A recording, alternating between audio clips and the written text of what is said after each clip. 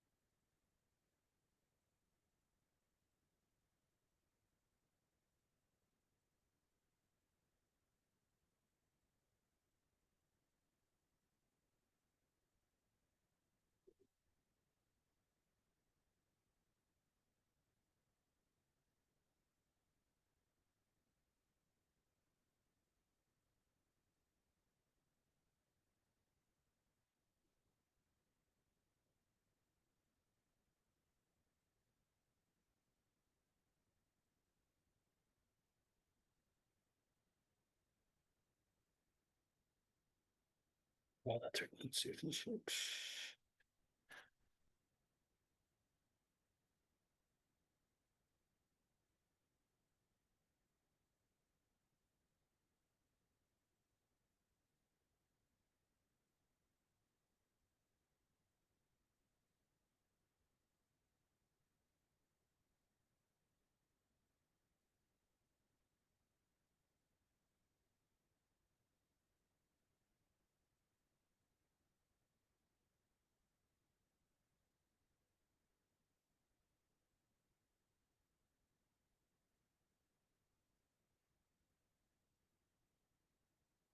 Should have noted last week how to do this the right way here.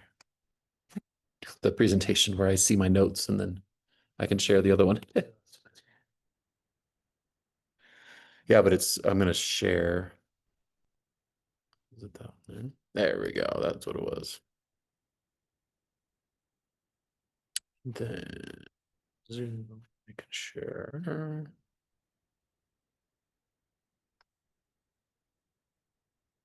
That one.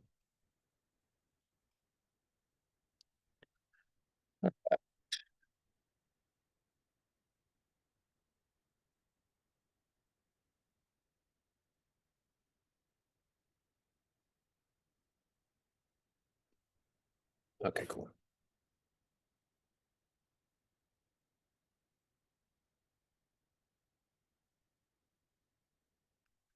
All right, we'll get started. Everybody online in just a minute. Just letting the last few people get in here.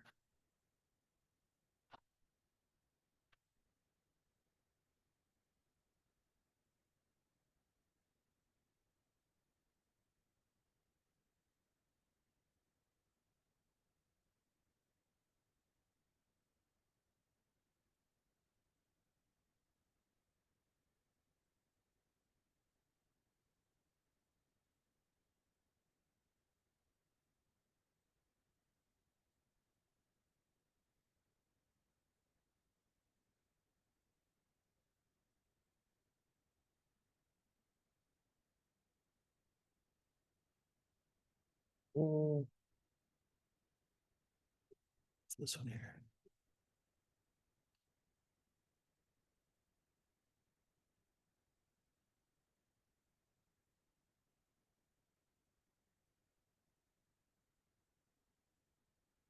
All right.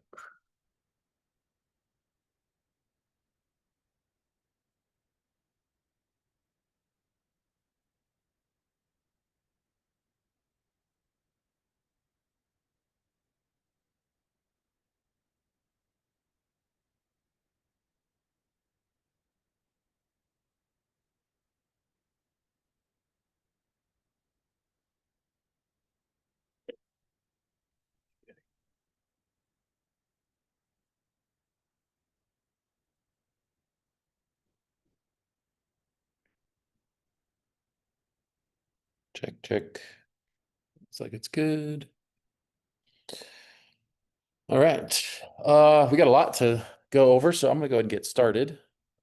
For any of you that weren't here last week, my name's Jason. I am a fractional CMO marketing consultant, and I've been working with SCORE for a few months now, volunteering and doing one-on-one consulting and mentoring, which is great about SCORE. I don't know the full spiel that Mike gave last week, but basically you can sign up at score.org, find your local chapters and sign up and get free mentoring. And a lot of you probably know that being on this meeting, but it's been great. It's been fun for myself. I love helping small businesses work through problems they wouldn't be able to figure out themselves or afford to hire someone for. So that's why I do it.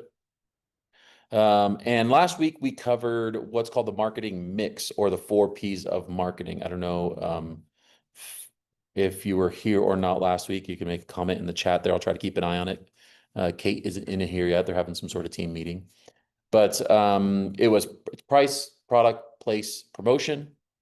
And those are the 4 aspects of basically very basic. They've taken a lot of different permutations and taken some extra Ps along the years, but those are the 4 aspects you need to market your business. And the big thing is we ended on was, how do you answer each one of those questions? What products should you do? How should you promote it? Where should you sell it? And what price should you sell it at? And that's where we're really going to get in the meat this week of the answer to that is basically identifying your target market the right way. But the issue is a lot of people say target market and they think target consumer, which is just one part of it. We'll go over that in a little bit here.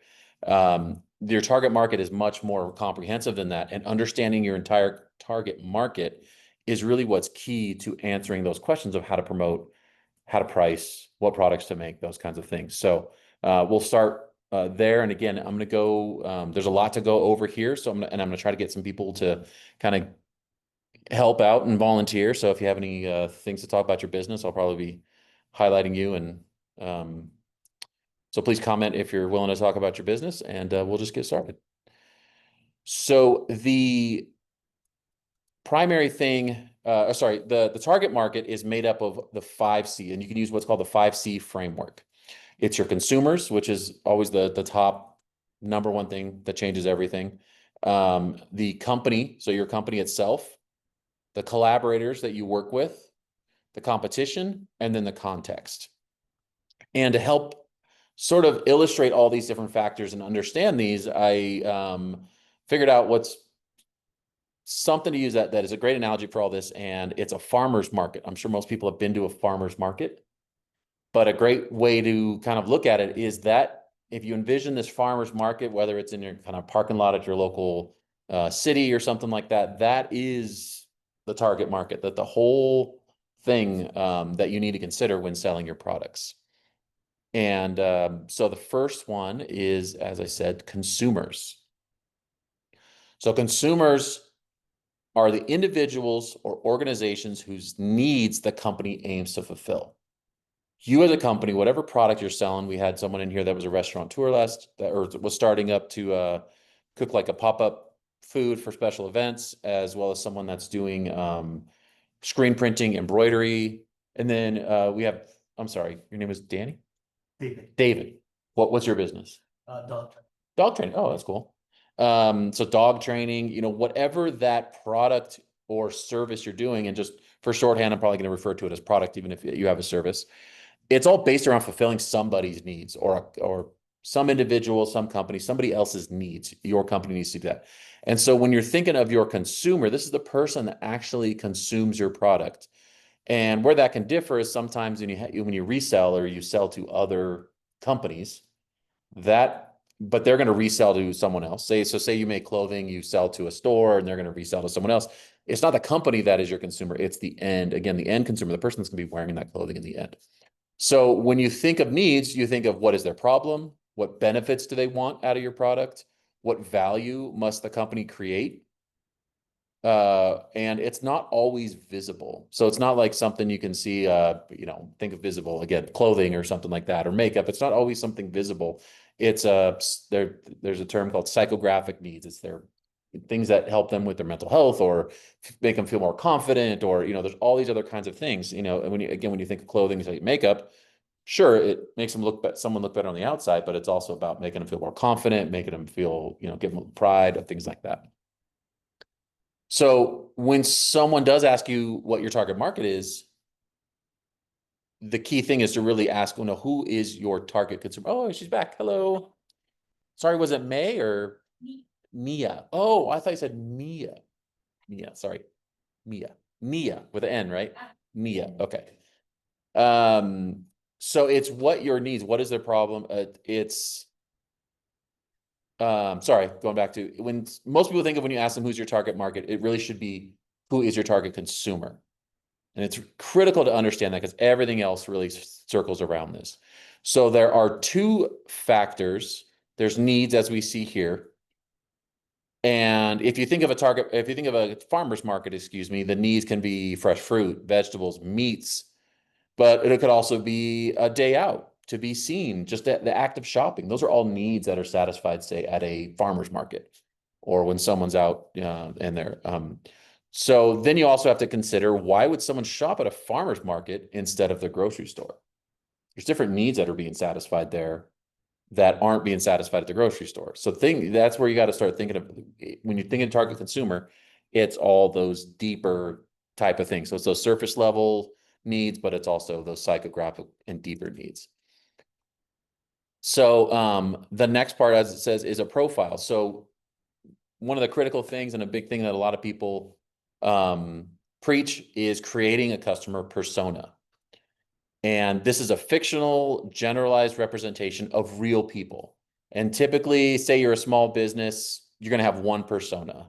But if you're a larger business and you have multiple products and services, you might have a couple different personas. And you want to basically try to understand all the needs of your consumer and then encapsulate it in this kind of shorthand name. So like, one of the ways to do it is Manager Melanie. Maybe you're, selling B2B, and your product is like Asana. It's a project management or task management.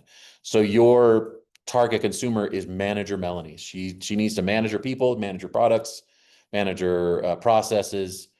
That's your target persona. And, she needs certain things out of that product that are going to satisfy her needs. Also going to show her boss that she's organized and get things done, be able to report to her boss. There's a lot of layers there. And it all depends on your product offering, which is part of what we talked about last week of what is your product? What can you provide? And then that helps you describe your target persona. So as in the case of food service or making food, needs can be hunger.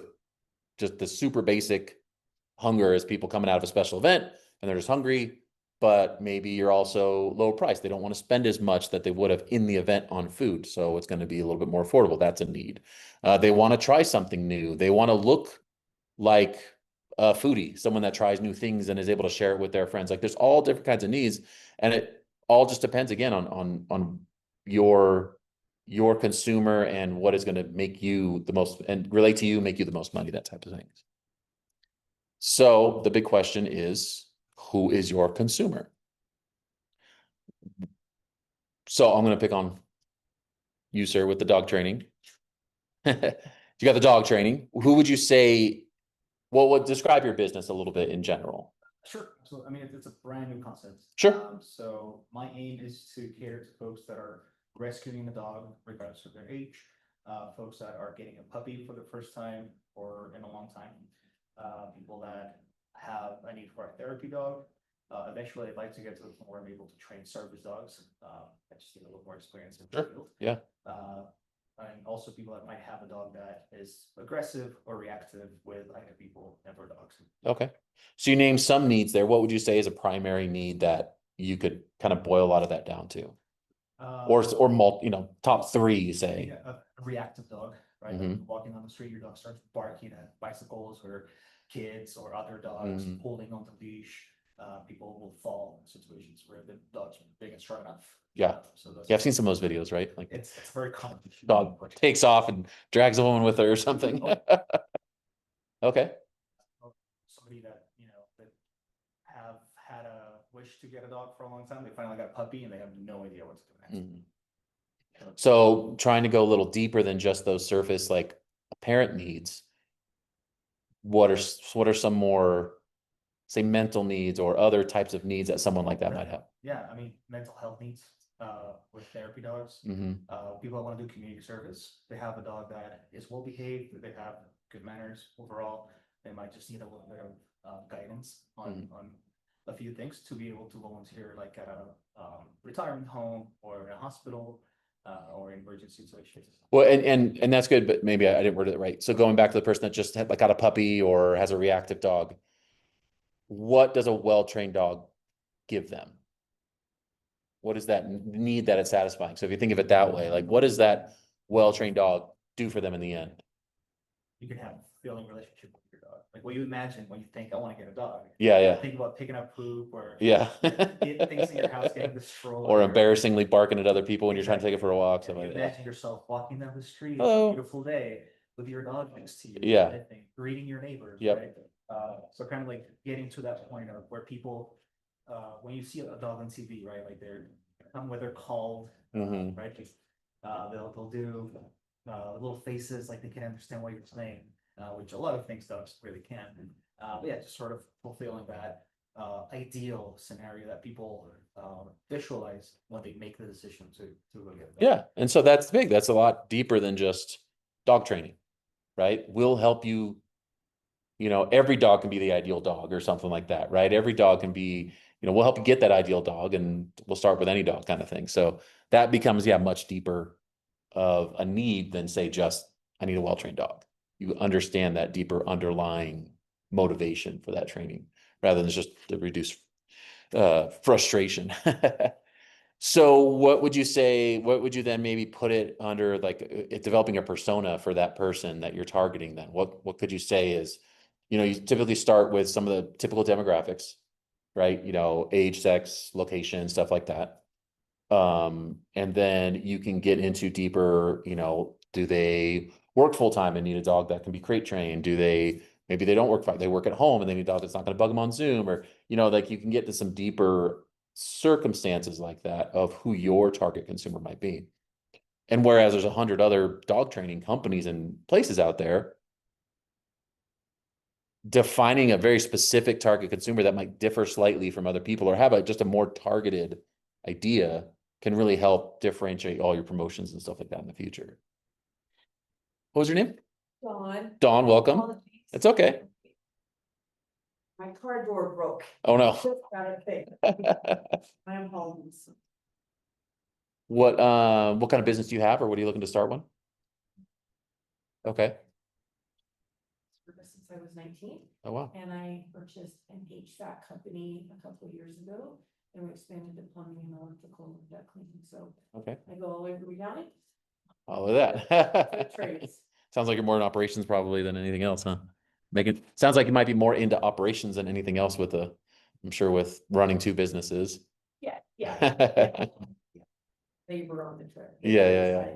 Counties, all, but yeah. So I'm just more here to. Sure. What would you say is your target consumer for, say, the HVAC? Let's focus on the HVAC. Okay, so such a hard question because I never want to leave anyone out. Yeah, and that's a problem that you gotta. Yeah, and in networking, they're always, who's your, and I'm like, but property managers. There you go. Real estate, people, homeowners, Tenants. Not tenants, the Landlords. Landlords. There you go. Yeah, I think that, and then even brick and mortar. Small Sure. business that's their thing, so, but a furnace and AC, boiler, so. Yeah. I kind of hit everywhere.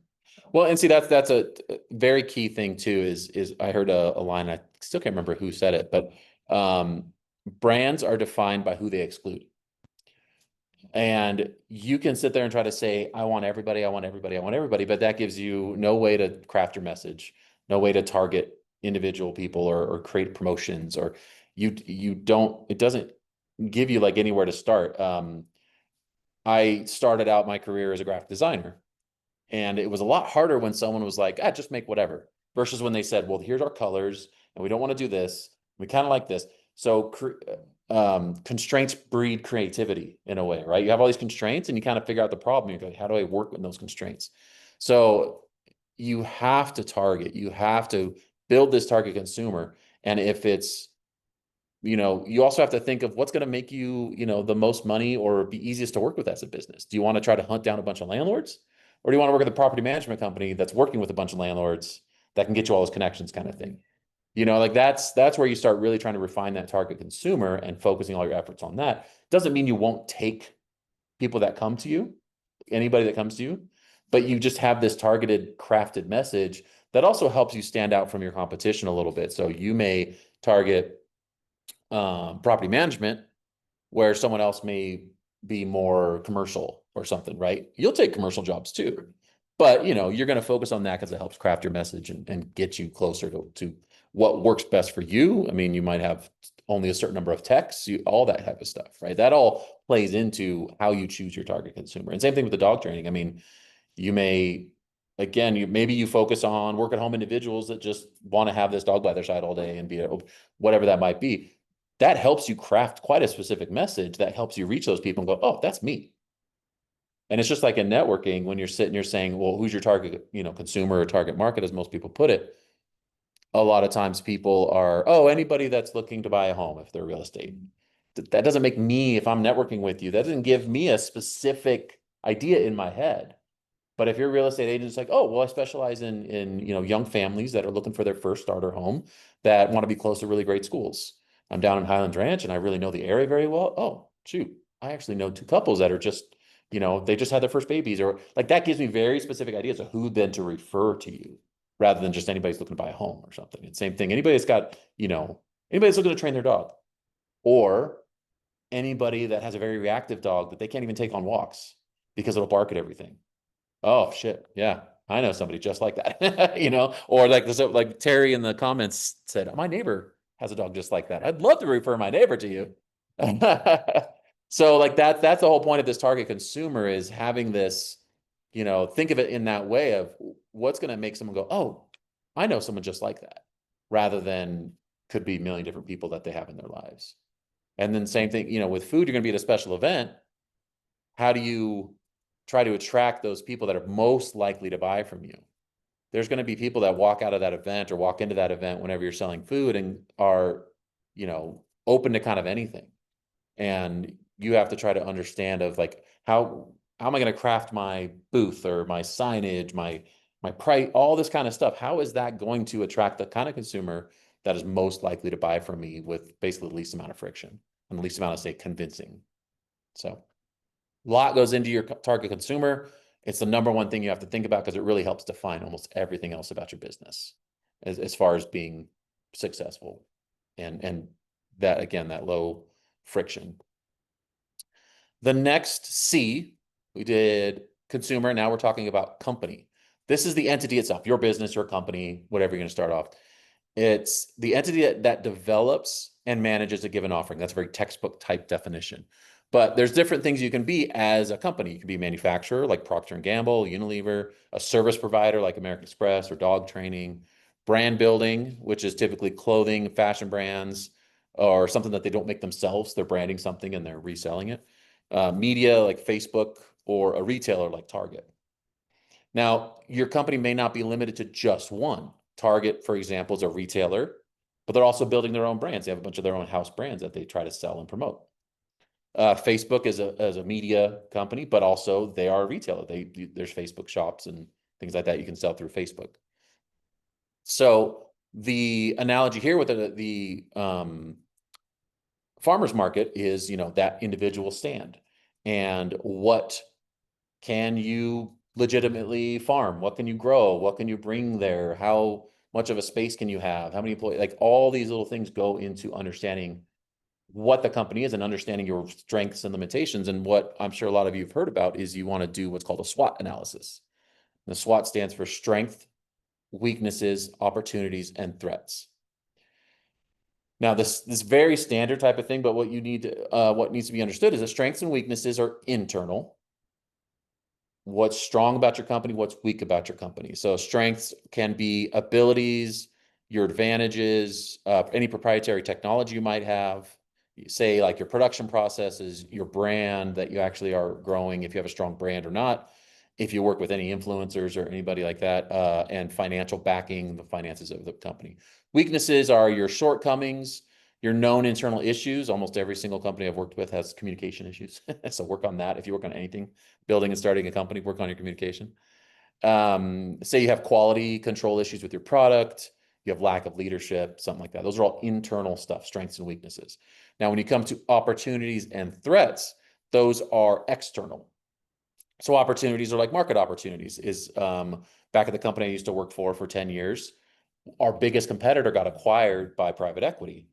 And basically during that acquisition phase where they got acquired and they were reestablishing all this stuff, they were almost non-existent in the market. So we took the opportunity to introduce a very competitive product that was similar to what everybody liked about theirs, launched it, took over the market basically. And they came back a year later and they had a big uphill battle because we took that opportunity in the market. It had nothing to do, well, it had a little to do with our capabilities. Our strength was the quick turnaround. We could get a product to market very quickly, things like that. And then threats are competitions, legal issues, regulations. We'll get more into that with like competitors and context. Say if you're getting into a new market, there's established competitors in that new market. There might be international safety issues. You know, we had the ability to sell to Australia. We made seats for off-road vehicles. Australia's got all kinds of regulations on seats. They have to meet all kinds of requirements. They have to be crash tested, all this kind of thing. So you have to say they're for off-road use only, but then in Australia, there's no such thing as an off-road road. Everything's considered an actual road that the government, you know, maintains. There may be declining market as part of as a threat to your business, increased competition from larger companies, or in our case, the original equipment manufacturers. So like we sold to vehicle manufacturers, say like Ford or Chevy. We didn't sell to them, but just as an example, they start making their seats better. That is a threat to us making aftermarket seats, which was our whole thing. They were upgraded. So, what would you say, Nye? Sorry for getting here. Or Nia, sorry. Nia, I keep getting it backwards. I'm sorry. Terrible. Nia, what would you say is one of your strengths as making food and doing the concept that you want to do at special events, selling food at special events and starting that business? Yeah.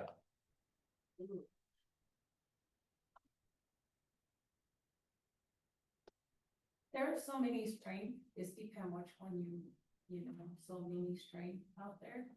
But it's depend which one will be best for your business. Sure. So like me, if you ask for my strength,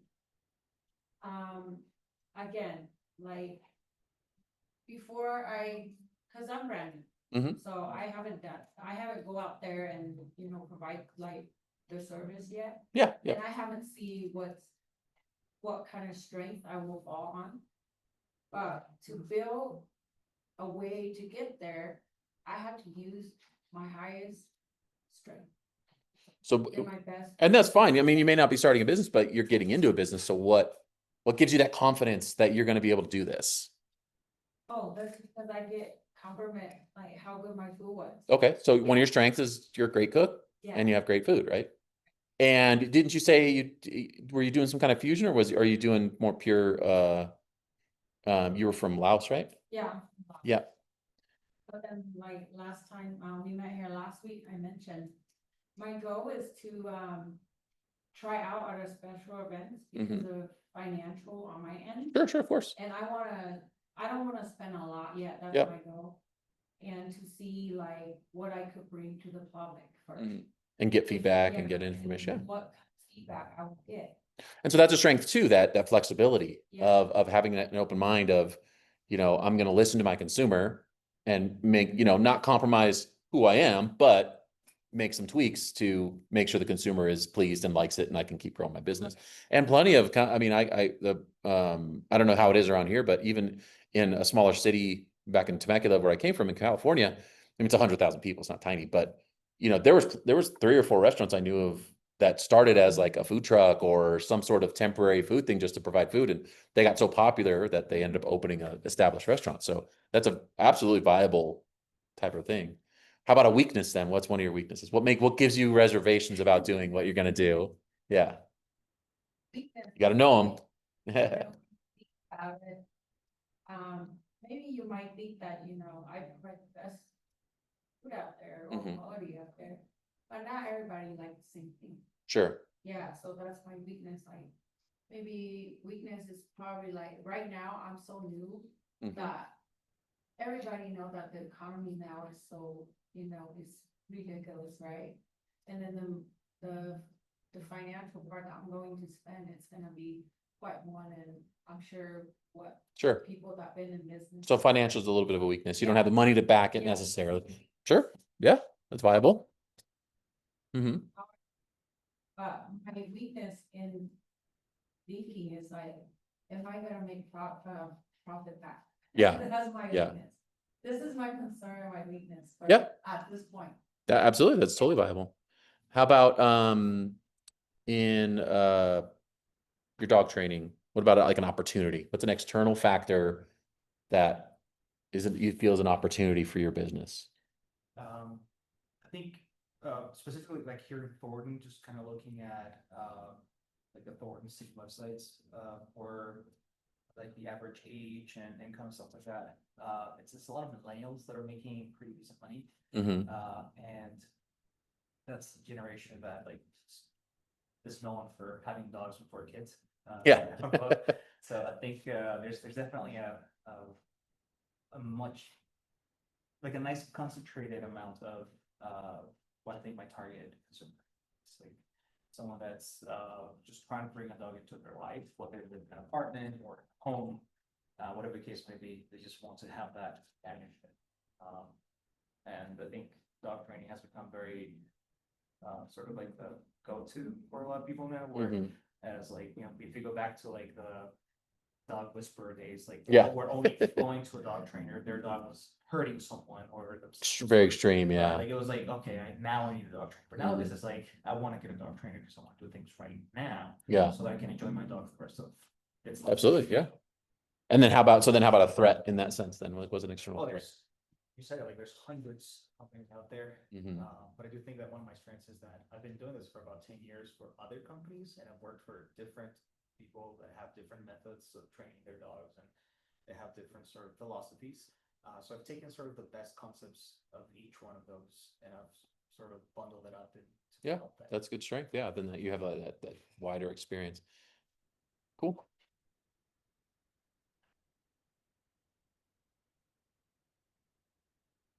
So then comes down to what is your company, understanding your company. What role do you play with manufacturer, service, brand, media retailer? What resources do you have? What goals do you have? Do you do the SWOT analysis for your company? You need to understand what your limitation, and as you compare it to, again, the farmer's market, you can't necessarily sell apples and pears and oranges. Those are all different types of growing situations. Maybe you buy those from other people, and that's where we're going to get into collaborators here. But you don't typically see farmers markets where one person sells all of those things. You have to understand what your capabilities, what your core competencies are. So you're running two very different businesses. So yeah, you're doing the financial stuff, but maybe not. You're maybe doing financial for the HVAC, but how do you provide and how do you look at those companies and look at their individual strengths and weaknesses? Just making sure I got on the chat there since nobody else is there. Good. Okay, someone got on that. Whoops. I lost my notes. There we go. Any questions or anything on that? Anything to add? Anything? Like I said, there's a lot, so I don't want to go too fast and not blow by anything. Good. Okay. So the next is pretty wide category, and kind of like I referred to is collaborators. These are entities that work with your company to create value for the consumer. And that's the top three things combined. So you have your consumer, the company itself, and the collaborators all need to provide value to each other. Think of it, like a triangle. The company's providing value to the consumer is providing value to the company because it's giving them money or give them feedback, anything like that. Then when you talk collaborators, these are the companies that you work with. They might be suppliers, manufacturers, distributors that you're selling through, research and development, external sales force, ad agencies, consultants.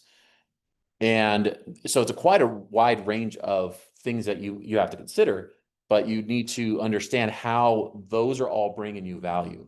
So when you're talking about collaborators, maybe distributors and places that you sell to. So say you grow food and you're going to sell to this person in the farmer's market.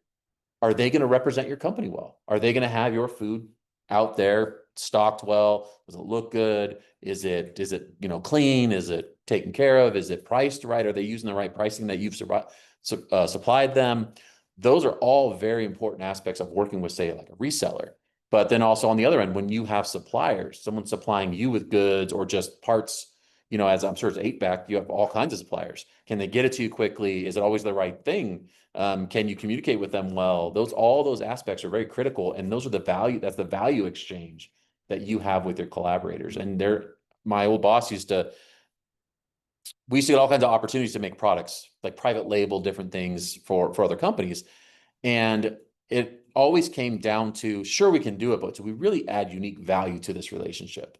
Because if we don't, they're either going to move on quickly and we've spent a lot of time developing products and wasted money. Or if they realize, oh, someone else could have done it cheaper, whether it's your fault or not, they look at you like you ripped them off. So a lot of companies products we would import from Taiwan, and like the racing harnesses, steering wheels, things like that. And they were our designs and our things, but some people come to us asking us to make harnesses for them. And it's like, well, you can just go right to the company. We'll give you their number. Like, we don't really care that much because we know we have buying power. It's not really big challenge. So we wouldn't add value to that kind of relationship. So we would usually step aside. We might help introduce and kind of tell them, okay, this is what they're going to need. And so we'd initially add value there, but we knew what kind of value we offered. So we didn't get involved beyond that because we knew long term, it wasn't of value to us to try to spend our time on this. And it wasn't a value to them to waste their time working with us when they could just work right with the supplier. So when you're talking about, cooking food or making food at events, you're going to be buying food from different locations, maybe Costco or, or US Foods, things like that, right? There's going to be options there, and you have to understand what is going to be that best value between you so you can do the best for your consumer and provide them value. Did I explain that well? Okay.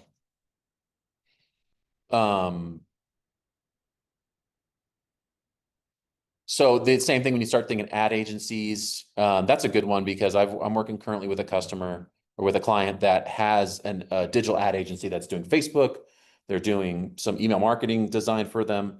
They're doing Google ads. And the value they really tout that they're bringing is they have these big lists of potential consumers. So the issue is the company I'm working for is such a niche that this big list of 300,000 contacts, maybe 10% of them are actually of value to my client. So they're paying for 300,000 contacts or emails a month or something like that. But the value really to my client is not there, even though they think they're adding all this value. And so they even need to understand. And I've tried to explain to them, like, this isn't really working for us. And they keep, no, we can do it. We can do it. So instead of them wasting their time with us and spending these and just taking our money, it's going to probably, if they don't get on track and start helping us really reach the people we need to reach, it's going to be a negative relationship there. And it's quickly going that way because they're not understanding what value we really need. They're trying to provide something else that's not of value to us. And it's just not working out. So you need to really understand, are you providing value to that customer or client that you have if you're one of the collaborators or if you have collaborators? Same thing with consultants. A lot of these companies come in and, you may not be at the level of that yet, but when someone comes in and helps you figure out what's wrong with your business, they can have a very specific approach. Again, just like this ad agency, and you need to make sure it's really what you need. You're hiring them to do a job for you. And you need to understand too, did I hire the right company that's going to do what I need based on their competencies and all this kind of stuff? Or do I need to move on and get someone else? Any questions online here? We have some people in chat. I'm trying to monitor, but Kate's not here. So apologies if I don't get to it, but I don't see any questions there yet. So let's just do some examples on that as well. Who are some of your collaborators as doing dog training? What do you think of, like, is there anybody you might be working with? Probably groomers. Okay.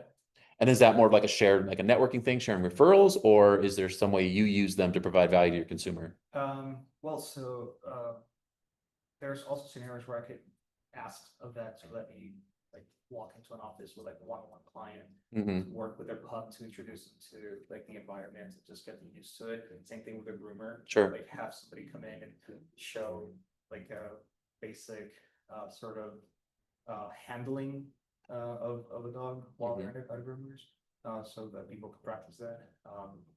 Can also picture, maybe somebody that,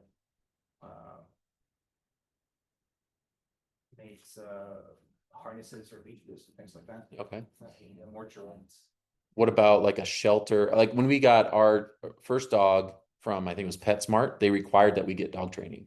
And of course you get it through them, Right. I see that. But, from shelters or adoption agencies, we have a lab. And so I follow, I think it's Mile High Lab Mission on Instagram. And so they bring in labs all over the country. So they always have labs, but they have a lot of requirements, something like that. That's a potential collaborator I would think of. They want to make sure you get trained and bring this dog up right. And so you're not getting frustrated with it and then maybe abusing it. And they want to ensure those types of things. So is that something you've explored, or is that? Definitely. Okay. Cool. I know you said you're just getting started, but you're. Yeah, I Yeah. also looked into, like, apartment complexes. Oh, sure, yeah. Management, putting in like, Complaints about barking dogs, things like complaints, that. Yeah, there you go. They- if That's you live in smart. A certain apartment complex and you go through my dog training, you get some sort of discount or something. Like Sure, that. yeah, yeah. Organized. Or you don't get monthly kicked out. events, things like that. Yeah. You don't get evicted. What about so you were saying there's food, collaborators, I would say you got suppliers. GC. Sure. subs, There you go. other Mhm. construction companies, um. Mostly suppliers, I'm gonna go through your list now. And then what I'm looking for, property manager, I mean, Yeah. Mhm. we're all on top of each other, so. Yeah. There's a lot of service in the service industry that deals also with equipment, so. Supply. Yeah, I think in the service industries like you guys are in, I think that's such a key thing is networking and finding those connections. But just like if you're reselling, so say again, clothing that sells to a store, that sells to the consumer, that store, like who you choose to associate with is real key for your brand. And it needs to be carefully done to where if you're, even if you say you have someone that's, a really terrible vet that's trying to recommend you, like they're going to associate you with that, or the other way around. If you're referring this vet just because you made a handshake deal with them, but they end up not being a great veterinarian, like that could be a big issue and reflects poorly on your company too. So be very careful in understanding who your collaborators are. Competitors. So competitors can be in a few different things. And so say, and again, this is the farmer's market analogy. These are all your competitors. So there's so many people that you ask them if they have a competitor, and, especially with so many people starting apps and all these other kinds of things, they're like, I have no competitors. I'm so unique. It's not quite the right thing. Yeah. And, in something like HVAC, it's obvious, it's easy to see your competitors or food or, anything like this. It's kind of easy to see your competitors because they're just the ones that are set up right next to you or the ones that, you see at some trade shows or something like that. Let's see. If you have a potential collaborator, do you both put together a contract and both companies sign it? Well, I think it depends, Terry, on the level of collaboration, right? If you have, say, food suppliers, you might agree on some kind of pricing structure.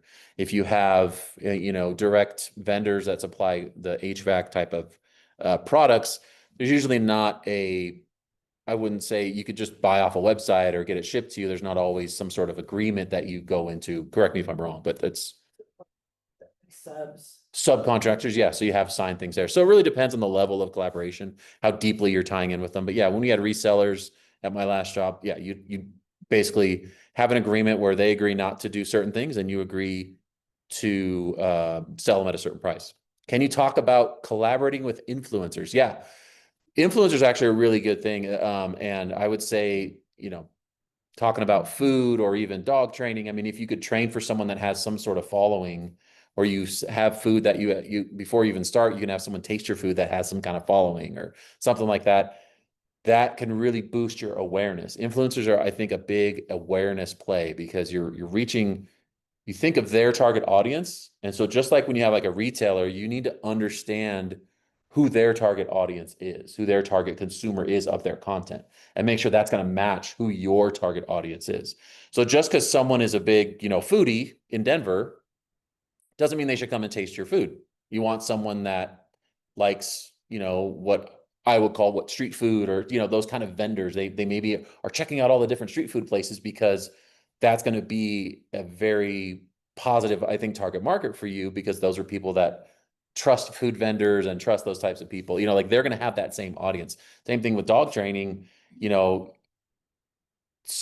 influencer that has if you said millennials, right? Like, or yeah, that are not having kids, like you want that influencer to match that type of target audience. So I think that's where influencers really come in for most small businesses. Of course, larger businesses, you get paid contracts, things like that. There's a whole different set of kind of deliverables. But for the most part, if you're going to work with influencers, you want to collaborate with them in a way that is official. It's not just, here, I'm going to give you food, you say what you want. You don't want to control their message because you want to come off authentic, but you just want to say, well, if I do this, I would like one post about my food. If I give you a free meal, post about my meal, and then, tell me about it. And please do me the favor, if you don't like something, you tell me first and I can discuss it with you, or don't just blast me out. Like, this should be a positive thing. And then for every, maybe dog training too, if you're working with an influencer, for everybody they send to you, you can cut that influencer $10 or something like that. Like there's ways of doing those types of referral type programs. But is there an easier, let's see. Some of my collaborators are doctors or nutritionists that recommend tip-top food nutrition app to their patients. Don't have anything in writing. They just hand out my brochures. And that could be fine too. I think you can just put your brochures, maybe have good interaction with someone, and you just have a casual, hey, if you talk to anybody else, have them give me a referral. That'd be great. I really, really appreciate it. Sometimes all it takes is an ask. You don't even have to give them anything in exchange. They're just happy with the service they got or the product they have. They can say, great, just, tell the next person you see that's got a really reactive dog, tell them about me. Again, give them that very specific idea, or yeah, they can set it up in their office. And Monica asked, is there an easier way to understand their audience, their influencer audience? Yeah, the reason the reason I ask is Yeah. some of these influencers, I mean, I'm just looking at Instagram. Quick background. So I run a wellness retreat company, and I look at these influencers, they have, oh my God, 100,000, whatever, number Yeah. of followers. I couldn't figure out, I couldn't for the same thing, figure out, who those people are, and are they fake? Are they real? Is there a better Yeah. way, easier way? That's my Well, just like with everything, when you're talking target market, target consumers, all this kind of stuff, it's think of the target logo, right? Concentric circles. Yeah. It's a target. So you're shooting for this like central target of who your ideal consumer, all that stuff is, and you're gonna get other people. So with influencers, I would say when you're trying to find an influencer, I think at first you look at them, and do they somehow reflect your target market? Now, the thing I always goes to my head is like a travel influencer, these people that travel all over the place or something like that. Or again, say a food influencer that's always trying out these vendors like outside special events, or trying out the latest food truck. You can kind of assume by what they're doing that they probably have a similar target market. You may not be able to break down their whole follower to like, oh, they're mainly women in their 30s, and you may not be able to do that, but you can see by what they're doing who they may be targeting and what they're talking about. So yeah, it definitely takes some trial and error. Follow them for a while. If they reach out to you, do your homework, go through all their posts and research them. And then a lot of times if they're reaching out, they hopefully have some sort of plan and some sort of numbers from their own posts and from their own accounts, and they can send that to you. Always ask for that. It'll tell them what's their main age demographic, all those kind of basic demographic information that at least helps you try to match that up.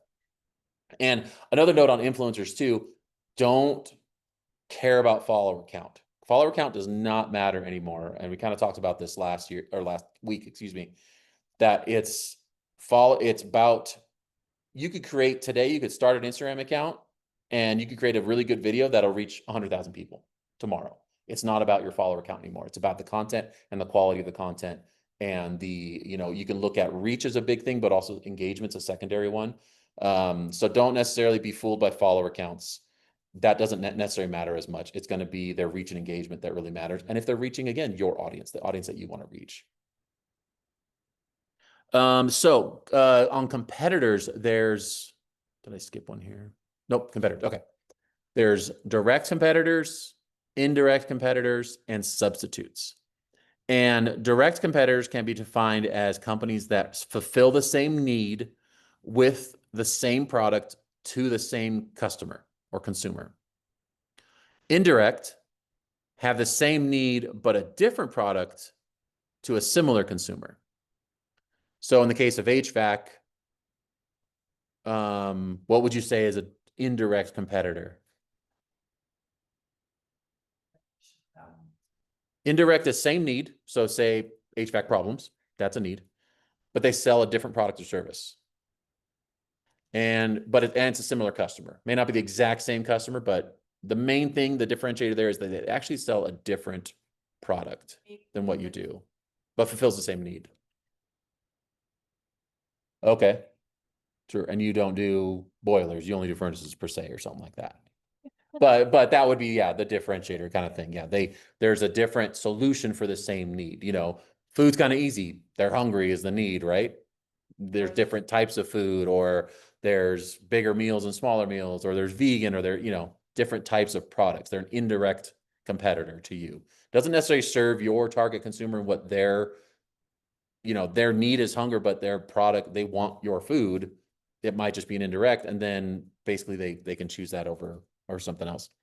And then there's the substitute, which is not quite the same need, a different product, and a similar customer. So it's like substitutes can be confusing, and there's a little bit of debate, and it's hard to find a single answer out there. But like a substitute for, say, if you're a food vendor, is not eating.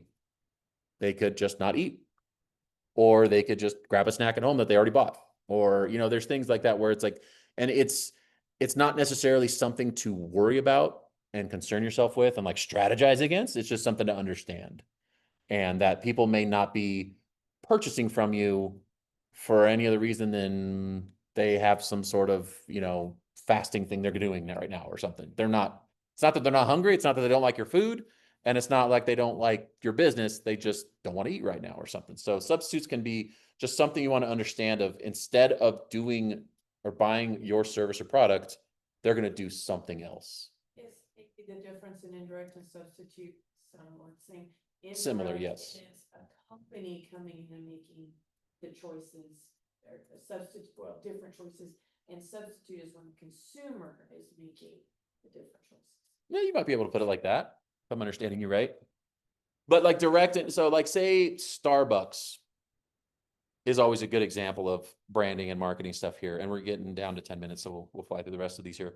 A direct competitor to Starbucks, with what they've sort of posed themselves as being the second place, right? They've said that they want to be that second place. You're hanging out, you do work, you hang out with your friends, you have a cup of coffee, a good cup of coffee and everything. So a direct competitor could be like Coffee Bean and Tea Leaf, or a lot of these smaller coffee houses around here. That's a direct competitor. So, and because their product is not just the coffee, it's also the place. The product is also the environment. That's all the same kind of product, right? An indirect competitor is same need. Somebody wants coffee, maybe to hang out, but it's not quite the same product or service, right? So say McDonald's, they have coffee, you can hang out there, but it's not really on the same level as Starbucks, but it's still affecting them. When McDonald's started doing their McCafe, Starbucks got hit because people were taking that as it's real convenient. I can drive through there. Maybe it's more affordable, different product level that was affecting Starbucks as a company because people were making a different choice. And it's indirect too. So they have to worry about the Coffee Bean and Tea Leaves. They also have to worry about the McDonald's. They also have to worry about the substitute could be just making coffee at home, or an espresso, or it's really a kind of a different, people aren't looking for a place to hang out. They just want a cup of coffee and they want to get to work fast, and they are okay with making it themselves. It's not necessarily anything against Starbucks as a company. It's just that, I'm going to make coffee at home. That's kind of a substitute example And so that competitor then is an indirect or substitute competitor of like the Nespresso pods, something like that. So, which we successfully got my daughter transitioned over. So we're paying a lot less than Starbucks. So, yeah. So did that explain it a little bit better? Like that's kind of a good example of like, so dog training could be just, they don't do anything. Just lives in the backyard, we never go out. Exactly. Horrible. Horrible, Horrible, but- my dog out of the house. Yeah, exactly. Exactly. So that's a substitute, but that's basically not doing anything, or that's an alternative to hiring you, or, that kind of thing. So again, it doesn't necessarily have to do anything with you or what you're doing. It's just something else they can do. And some way they've logically said, I'm going to do this instead. So, oh yeah, coffee bean, indirect. Oh, substitutes. We have coffee at home. It could be energy drinks, things like that. And the question goes back to need. What do they need? And what kind of need are you satisfying? And Starbucks is satisfying not just the need for coffee, but the need for a place to hang out. And so they're trying to go back to that because they became such a quick serve place to compete with McDonald's that the inside of Starbucks isn't all comfy anymore. It's not fun to hang out in. It's just a bunch of wood tables and chairs that are, and a bunch of merch that they want you to buy. And then a substitute, I'm reading my notes here now. Substitute to me is like settling. You're not really addressing the need. Maybe you want to go hang out, but you really just kind of like, all right, I'm just going to settle for this cup of coffee, or I'm going to make this different choice for other reasons than quality or anything, again, to do with that business. It's more like you have your other reasons and you're going to substitute that. The old job I worked at was custom aftermarket seats. The need is comfort and appearance. People wanted these cool custom seats that they could put in their rig and it looks cool. Direct would be other seat manufacturers. Indirect would be, say, doing seat covers or upholstery instead. And then substitution would be maybe just buying a used seat. We saw a lot of people just buying old Jeep seats out of another Jeep and putting in there, or not doing anything, or the stock, or just settling with, the stock seat is comfortable enough, that kind of thing. So say the farmer's market analogy, what is the need there? Is it to get fresh fruit? Is it to support local businesses? Maybe that's the need. People just want to go out and support local businesses and support farms. To find just some kind of cool surprise, maybe, that they didn't know about, and just they always want to discover something. Again, this will determine who your direct and indirect competitors are. So what that need is that you're actually fulfilling.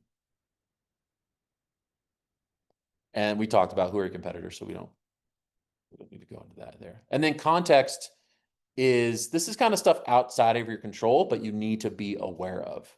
So you have political issues. So the power balance, who's in charge, what are elections, what kind of climate is going on, say Israel and Gaza, what's going on over there. If you have a kosher food company, the conflict in Israel may be affecting your business because people are having issues with that.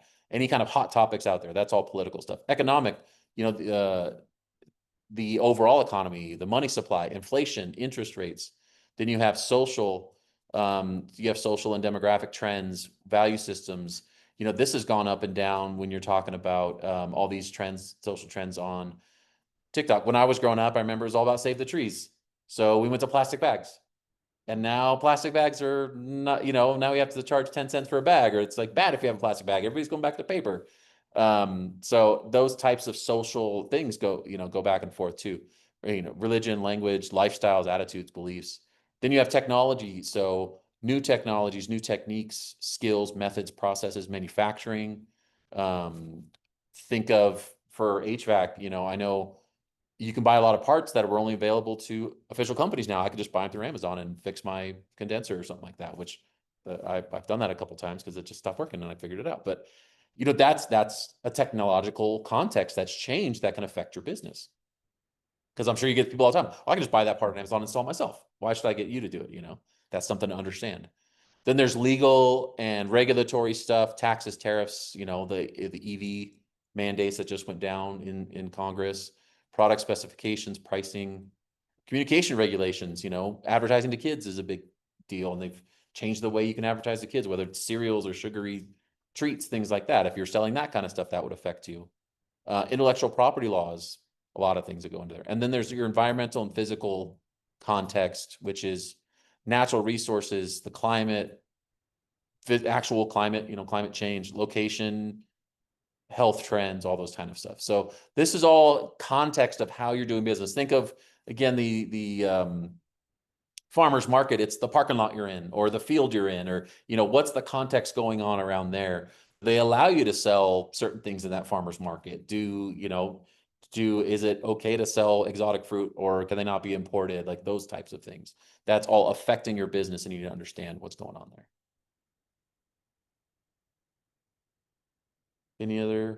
Any questions or clarifications on that? Okay. So then it's important to ask again, what's your context? If you're selling outside of a event, are you allowed to be there? Is there a certain area you're supposed to be in to be able to sell the food? Can you be there before and after the event? What is the climate of people's belief and understanding about those food vendors outside an event that are not associated with the event? HVAC and stuff like that as well. I'm sure there's all kinds of, codes with the contractors, things like that you have to worry about in the laws and regulations. And then I'm sure there's plenty with dog training as far as, again, like you're saying, with tenants and apartment buildings and stuff, right? There's nuisance laws, things like that. How do you work with those? Mandated training too, for dogs that have gone through like bites. Oh yeah, sure. There you go. Yep. So that's all kinds of parts. So this helps. This whole thing is to broaden that your target market is not just your target consumer. It's the whole market you're doing business in.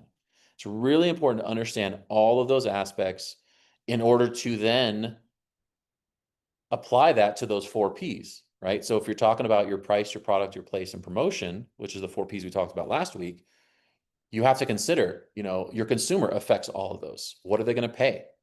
What kind of products do they want or service do they want? What kind of promotions are they going to, respond to? Where do they shop? Where are they going to buy those products? And with the company, again, price, product, place, and promotion.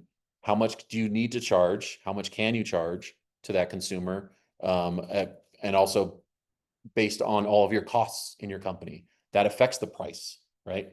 What your margins need to be to make a profit, all that type of stuff. The place, you may be located in a very specific place. So your company is located here in Thornton, meaning, you have a limited range of where you can logically do training. Now with the internet, maybe there's some stuff you can do over the internet and do training over the internet. So that widens your place, that changes that. But that again is based on your company. Collaborators can affect all this stuff. Again, the price is a big thing with collaborators, right? If you have suppliers, that affects what price you can charge. So just going through all of these, it's key to understand all these things to define those price, product, place, and promotion activities that you're going to do for your business. That's why we went over that last week to kind of define those and identify those. Now, this is how you answer those questions.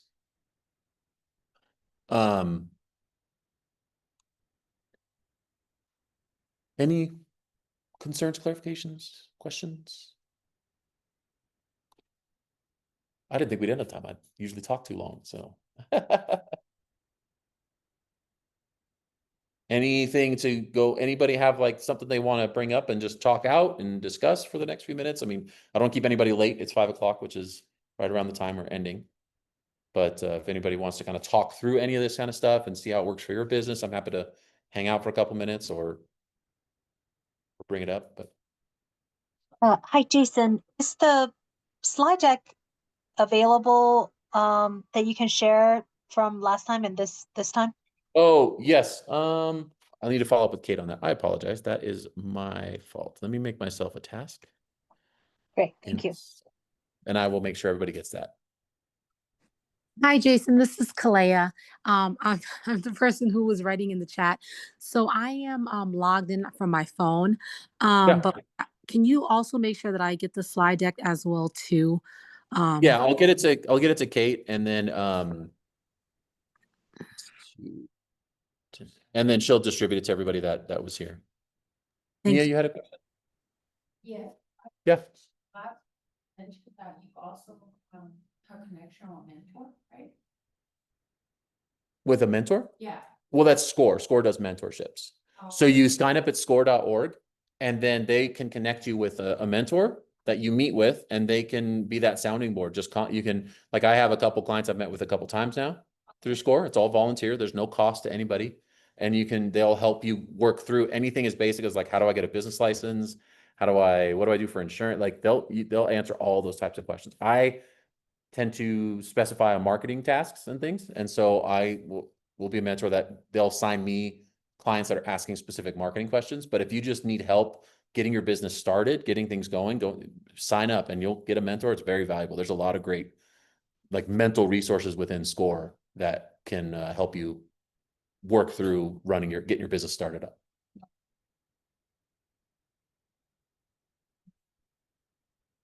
Yeah, and then my information, if anybody wants, it's on the first page of the slides here. Where are y'all based? I live down in Highlands Ranch, and I work out of my house, but I do all my consulting's basically on Teams or Zoom. So, but I work with businesses to help them just define their marketing strategy and then develop processes to make sure everything's moving forward and everything's going according to plan.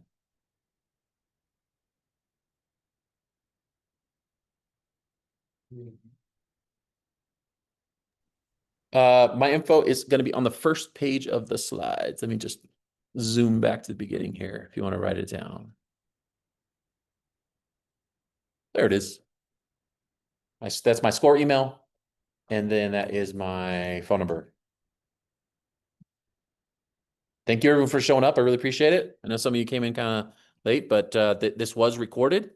And then also we will be getting the slide decks out. So my understanding is they're going to get you the recording and then also send out the slide decks, get you a link to everything.